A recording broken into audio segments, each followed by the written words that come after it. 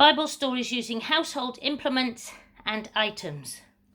We left our last story at the resurrection. Jesus appeared to the Marys in the garden and told them to go ahead of him to Galilee and to tell the disciples that that's where he would meet them.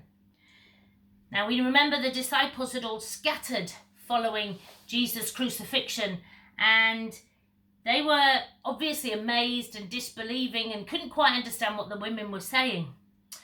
And we next meet them in the Gospel of John in the house. Now we can assume that the house is the house that they shared their Passover meal together. We don't know that, but we could make an assumption. It's quite a nice circle thing to do. But what they were doing is they were in a locked room. They'd locked the door. They were frightened. They were unsure. They didn't know what was going on. They'd heard the story from the women and they'd seen the empty tomb, but they just weren't sure what was happening. Were they to go back to their ordinary lives? Because once Jesus died, they thought that would be the end of it. And while they were there and they were in the upper room and the door was locked, Jesus appeared to them. And Jesus showed them his hands and the marks on his hands and the marks on his side. And he said to them, "Peace be with you." They were absolutely afraid, weren't they? And the last thing they probably felt was peace. But Jesus blew his Spirit.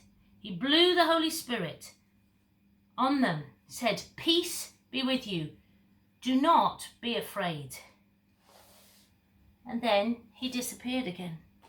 And the disciples were amazed and unsure and just didn't really know what to do. They were all chatting amongst each other and blown away by what had happened. How on earth had Jesus come through a locked door? How on earth had he appeared to them? What on earth did this mean?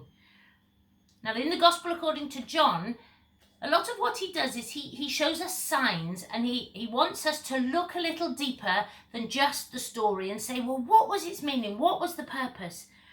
And Jesus coming into a locked room shows us that there was no way that God was going to be constrained by buildings, that God wasn't going to be constrained by man-made things, that God is greater and bigger and more powerful than any of these things. And they were absolutely fascinated.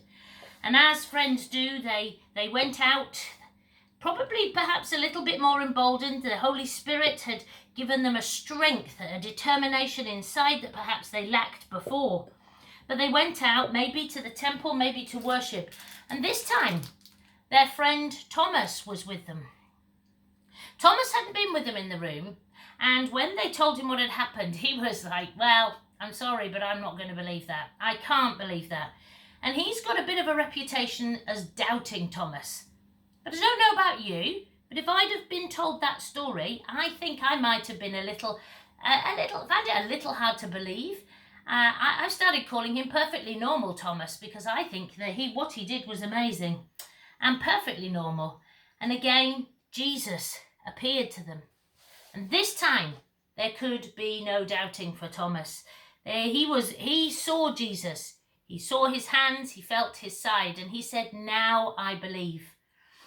And Jesus' response was, how much better it would be if you could believe without actually having to physically have evidence of it.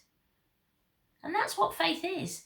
Faith is believing that Jesus is with us, that God's Spirit is inside us, and that God's love is all around us, even without at times having evidence. But at times such as this, we actually do have evidence, because we see Jesus in all the amazing good things going on. We see Jesus in the kind actions and the kind words, and we see God's love being shown where people are helping out each other. Jesus said, "Peace be with you," to his friends. This is what Jesus says to us too.